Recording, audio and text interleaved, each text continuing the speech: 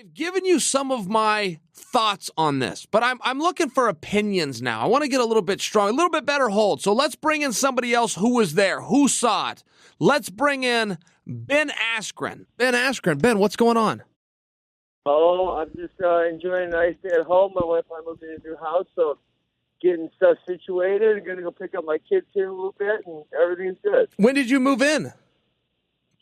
About 2 weeks before the fight, and so I was gone on the road, but I wanted to get most of the stuff organized, so we get some finishing touches to put on. It's just really nice. Well, that's got to be very fun for you, and probably a complete pain in the ass for her, I would assume.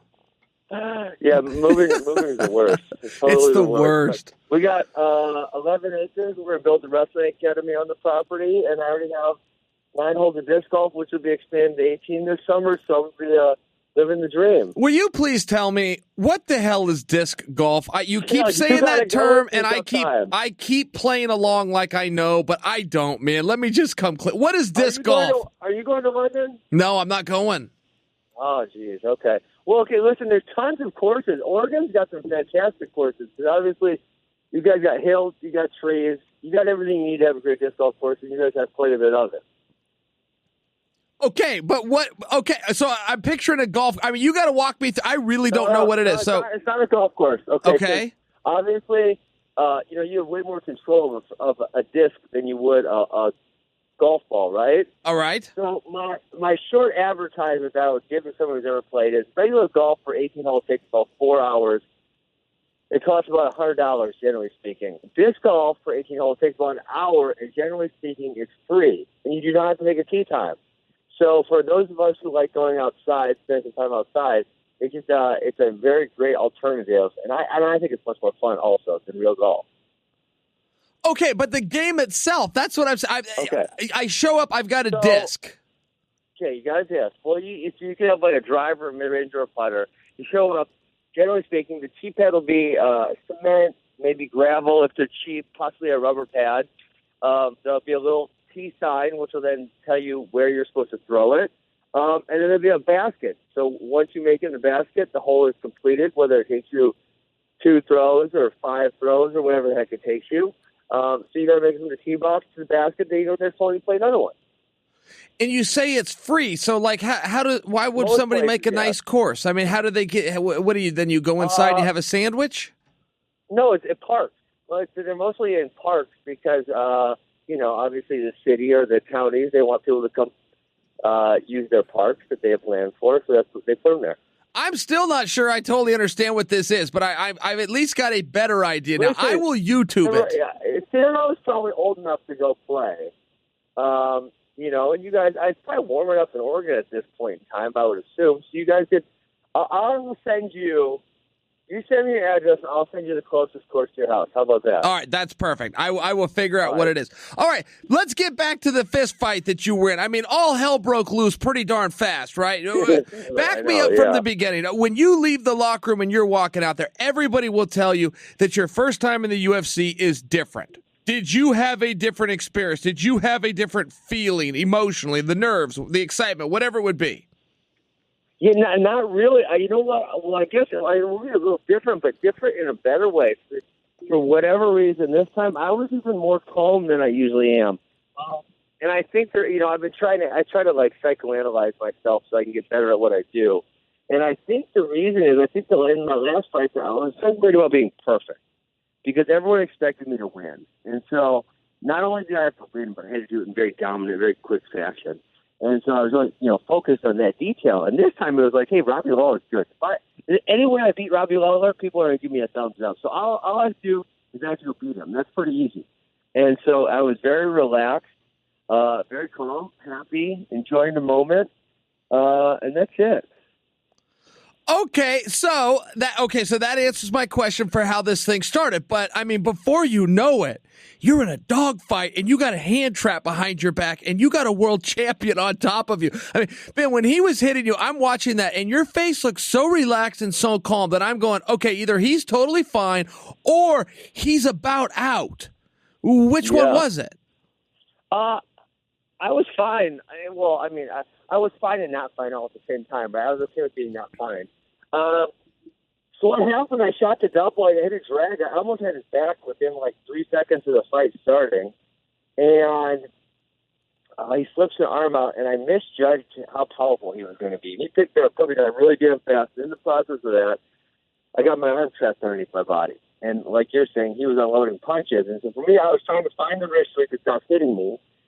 And then, when I couldn't find it, then I was trying to get back to my back to establish some type of guard or hold on him, which I eventually did. I just took a whole bunch of shots in the process.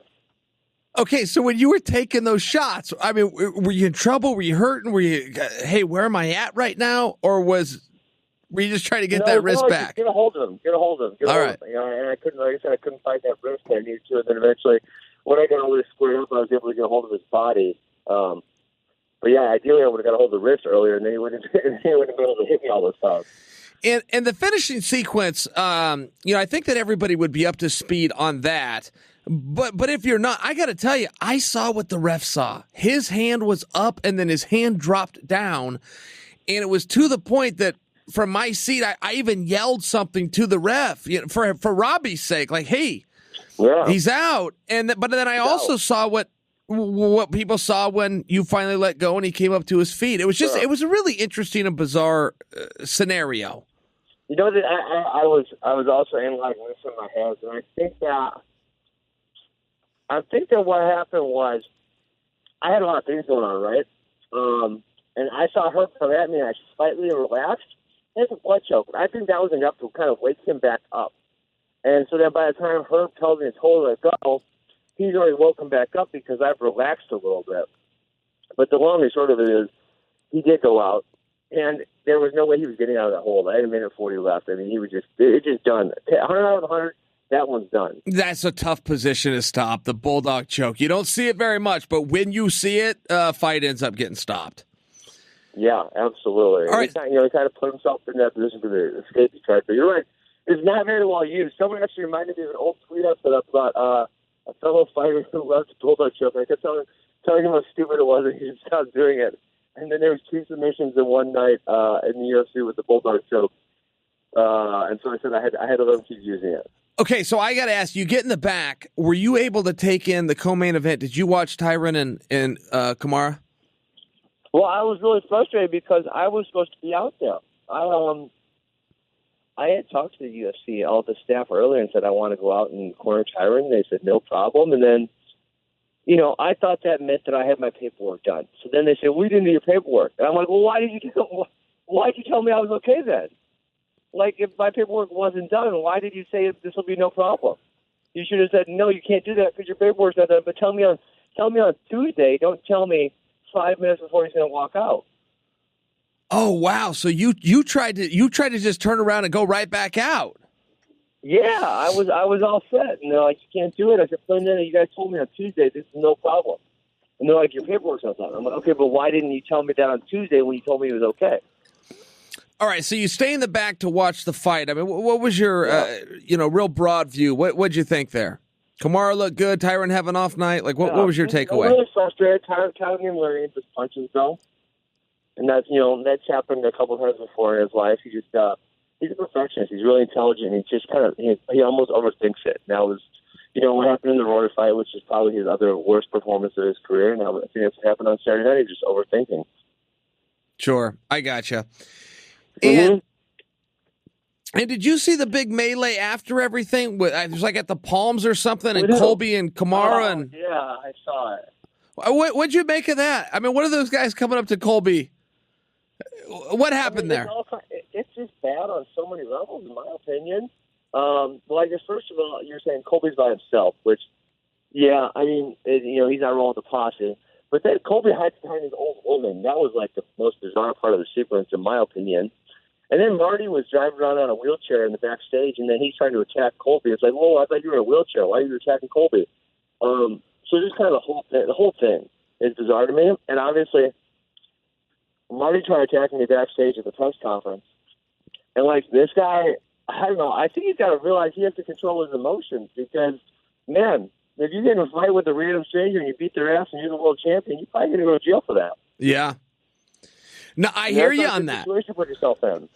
I hear you on that. Colby said, I just read something Colby had put out. He said that he got kicked out of the palm, like a lifetime ban for his participation in that. He's like, I don't really know why they're banning me. I felt like I was the victim in it, but lifetime. Yeah, he said he got banned for life. Oh man, that's brutal. All right, go back to the main event. Jon Jones, did you get to see that? What did you make of those knees? I mean, those are illegal knees. What do you make? What should happen there in the future?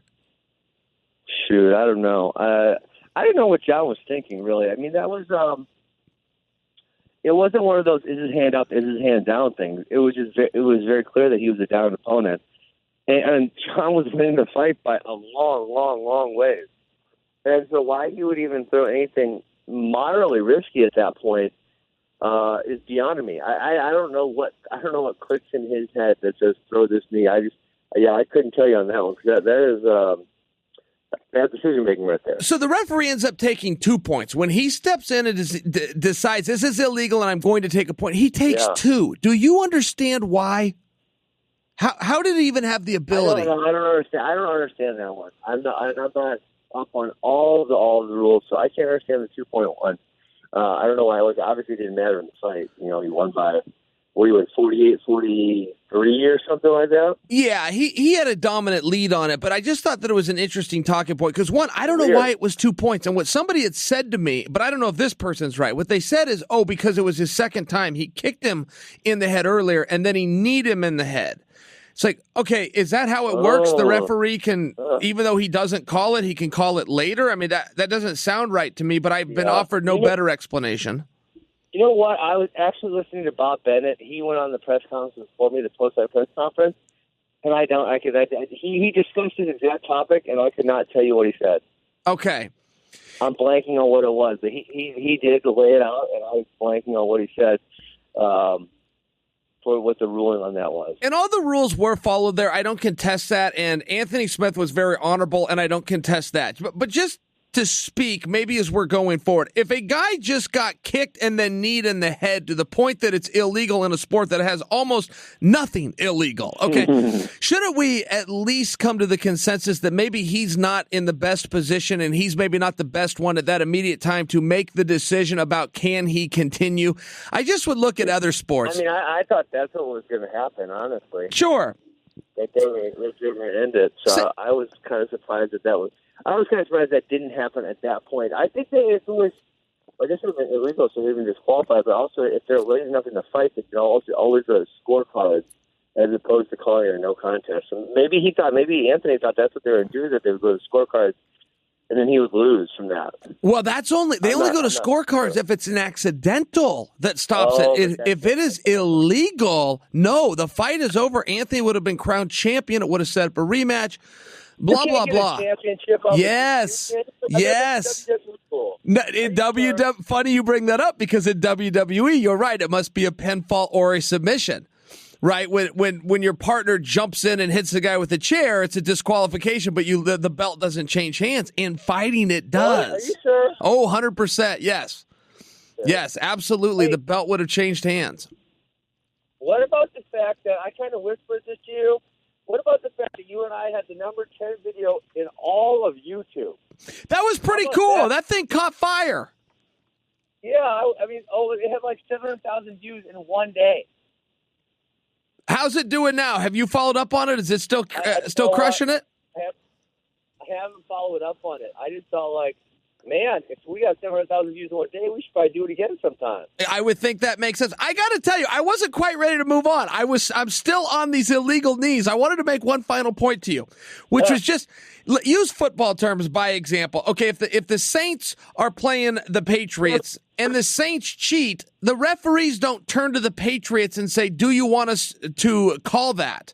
Like the referee just makes the call. You cheated. That was the only part. I'm just saying, as we move forward in the sport, I don't know that you should be turning to the fighter who was just fouled and saying, "Can you continue?" At some point, you got to just step in, don't you?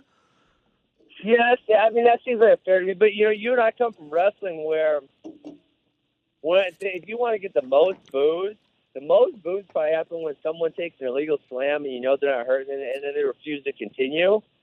That's probably like the most booed situation in all of wrestling. So because next time maybe it's like they barely hit him with the knee, but it's a penalty. So I don't think it would be really difficult to make a blanket rule in which the participant is disqualified no matter what. Sure. Yeah, that's fair. Yeah, I don't know. It's a tough situation. Yeah, you're right about that. But it does seem like, I don't know. I also need to get an answer on why it was 2 points. What was the one, Chael? I want to say in WEC. I am totally blanking on who it is. But it was illegal knee on the ground. One guy was standing, the other guy was not. And when they showed the replay, it barely grazed him. I mean, it didn't hit him. And he refused to continue, and everyone went insane. Who the hell was that? I remember the fight, and I don't know. I remember everything you just said. I've seen it. I remember the replay. He thought he had pulled it off, and then they show the replay, and it was bad, and he's still stumped. Yeah, I remember that whole thing. Didn't they stick with the initial call? Yeah, boy. We're going to botch this story if we can't pull up who it is, and I'm getting a blank as well. But I do remember that. Yeah. Yeah, that's a real thing. All right, hey, let's get into wrestling real fast. Do you saw what happened with JoJo and Chandler? I flipped out. I did we taped our podcast today for the Roots Wrestling Podcast. I've been flipping out about this whole situation, and I love John Smith. But, geez Louise, why are you making someone wrestle off this late in their career? That is beyond me. And then it's like Jacoby Smith is way better at 184 than he is at 174. Just leave him up at 184. And then if Chandler loses, he goes to 74. But now Chandler's probably just out of luck totally. Oh no, it's official. He is out of luck. Like I think they have to submit their teams to the Big 12 for the conference today. That's how I interpret it. They submitted it. Chandler is done. His career is over. Yeah, I don't like it. I don't like it at all. I don't either, and it does seem. I mean, I would be real curious what the morale is like right now at Oklahoma State. Maybe it's great. Maybe I'm misjudging this, but I've been seeing this coming all year. I've spoke on it a number of times. And JoJo, I don't believe, has competed at 165 this year. Has he? Did he enter the scuffle? No, he didn't wrestle. He's not wrestling one match. He's going to mess up their seats big time. I really wish that they could have figured this out earlier because I guess Chandler Rogers is certified to go 157, and that's definitely Oklahoma State's weak spot. So if they could have figured out a way to get him down there, that probably would have been their best bet to have any type of chance of coming close to Penn State. Yeah, what a mess, though. I mean, I get that they did follow the etiquette and they had the wrestle off and it was all above board, but is it really? Isn't there a little bit more to the conversation? I mean, if one guy is out all year, and the other guy has got 29 matches, 29 weigh-ins, is it really level? No, I don't think so. I think that the deck was a little rigged. Yeah. I don't like it. I don't know why it took this long. I mean, it's February. No, it's not February. It's March. That one. John's a genius, but that one perplexes me. And then Chandler, by the way, does he just stand down and go, look, I simply can't beat Jacoby. We practice all the time, and he's better. Or does he go, okay, look, I lost at 65, but now I got to have a shot at 754. We got to figure this out somehow. But then are you going to have your wrestle off like 3 days before conference? Right. It's a disaster. It's a mess. Yeah, I don't like it at all. And plus, they went 2 out of 3, which probably is the most fair way to do it. But to your point, that's a lot of wrestling the 5 days before the conference. Yeah, I don't like it. I don't like it at all. Well, there we are. I mean, that's what happened. Now let's get back to you, Darren Till. You're going out to England. Are we going to get something going here? I like the fight with you and Till. Yeah, it's good. It's good. He's young. He likes talking trash. You got any ideas on insulting a Scottish man? No, I really don't, and I thought that Masvidal would really be poking the bear a little bit more. And maybe they are on that side of the... That's weird. Yeah, maybe they are on that side of the world and we're just not hearing about it or something. But yeah, I thought those two would be having a lot of fun, but I don't hear that much about it. Yeah, I mean, George has never been shy with his words, so I am kind of shocked by the fact that we haven't heard pretty much anything besides that one press conference, and that was really it that we've heard from those two. Yeah, so, first off, I guess Till's back down at 170. There was so much talk about his last fight when he got into the retirement that he couldn't even make the weight, and he shouldn't be given the opportunity. Well, that was what I wanted for my first fight, and they guaranteed me. They promised me that there was no way he could make 170 pounds again, and then he did. Yeah, And now I don't even hear the dialogue around it. It's like just a foregone conclusion. He's got everything under control until we'll be on weight and so on and so forth, and we'll get on with it. So, I mean, what do you think? Is that going to be true? Is he going to stay at welterweight? Well, I hope so. I mean, he's pretty easy to antagonize. Every single time I tweet him, I get a response in about 20 minutes. All right. Well, hey, that's a great direction. And then are you also projecting that he beats Masvidal? I mean, I see that as a pretty fun fight to watch. Yeah, I would think so. I think Georgia's got a decent shot, but I would think Chael wins. He's just a little bigger, a little better. Masvidal is really good at what he does, but his skill set really hasn't advanced. I mean, meaning he's a weak wrestler, he's a weak jiu-jitsu guy, and kind of always has been for the last decade or so. And that's his Achilles heel. So if he can't touch you up standing, he's just out of options. Yeah, Till's pretty good on his feet too. I mean, that's an interesting fight, and I kind of worry that Masvidal might not have the size there, but I don't know, man. Masvidal's a scrappy. Masvidal comes to fight, that's for sure. I heard he's not training that hard, but that's hearsay. So I guess we'll wait and see what happens. Yeah, maybe he doesn't have to train as hard. He doesn't have the same weight to cut. I don't know. Yeah. All right, Askren, what else you got for me? I got to tell you, I feel like your energy's a little low for old Chael today. Are you tired? It's like you've had a long week. I'm having a great day. Are you? You're having a good day? All right. I am. I guess the last thing would be I'm going to London next week. I've got a busy month. Then I'm going to go to Pittsburgh. And I'm excited because I missed the NCAA championship last year, and I'm not missing it this year. Going there with Rudis, and we're going to do a podcast after every single session, of which there's 6. And then NCAA wrestling tournament, that's the greatest wrestling tournament on the face of the planet, bar none. It's going to be so much fun. I'm jacked up for it. I got a lot of exciting things on this one. All right, well, fun. That's going to be awesome. I was trying to get out there myself. Going? No, I was close. I was real close, and I pulled the plug at the last second. But I'll be watching. I mean, ESPN's doing incredible coverage now. Plus, you can go online and see every match. So I will be checking it out, but I'll look forward to hearing your Rudis podcast. That's great. Absolutely. All right, thanks for having me on, Joe. Hey, enjoy your day. Hello to the family. See you, Ben. See you, bud. All right, Ben Askren there. I got to look into this. What's this called? Disc golf? Is that what he's calling that? Frisbee golf? Disc golf? I mean, it sounds like a fun thing to do. He almost lost me when he said it was free. I'm thinking, well, how great could it be? How good are these courses if they're letting you do it for free? But maybe I'm underestimating that.